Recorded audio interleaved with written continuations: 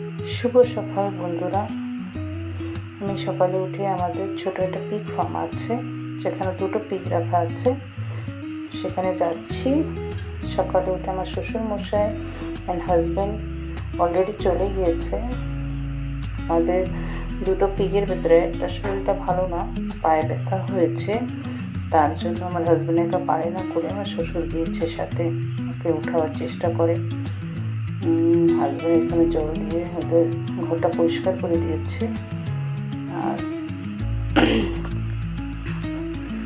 আর এখন ওদের খাবারের পাত্রটাও ক্লিন করে দেওয়া হচ্ছে।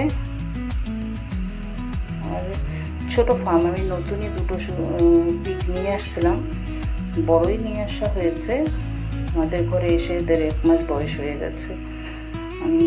এদের এখন টোটাল ওদের 4 মাস বয়স হয়ে গেছে। আর এখন আছে ভালোই, ওদের হেলথ গেইন হচ্ছে ভালো। আশা করি সামনে আরও ভালো হবে। আমার কোনদিন এক্সপিরিয়েন্স নেই, প্রথম নিয়ে আসা হয়েছে। আমরা সবাই মিলে করি এর কাজ, হাজব্যান্ড করে, আমি করি, আমার শ্বশুরমশাই করে।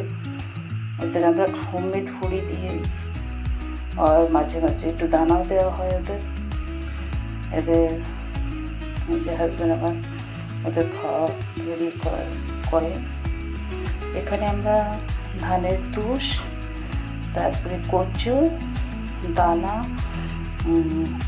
তারপরে গম দিয়েছি, ভাত রান্না করে দিয়েছি। এটা মিলে এদের খাবার দেওয়া হয়। এটা ওদের রোজের খাবার, সেম খাবারই রোজ দেওয়া হয়, আর এক্সট্রা কিছু দিই না আমরা। এটাই ওদের খাবার। আশা করি আপনাদের ভালো লাগবে। আপনারাও চেষ্টা করতে পারেন এরকম দুটো পিগ নিয়ে এসে শুরু করতে পারেন, কম খরচায়।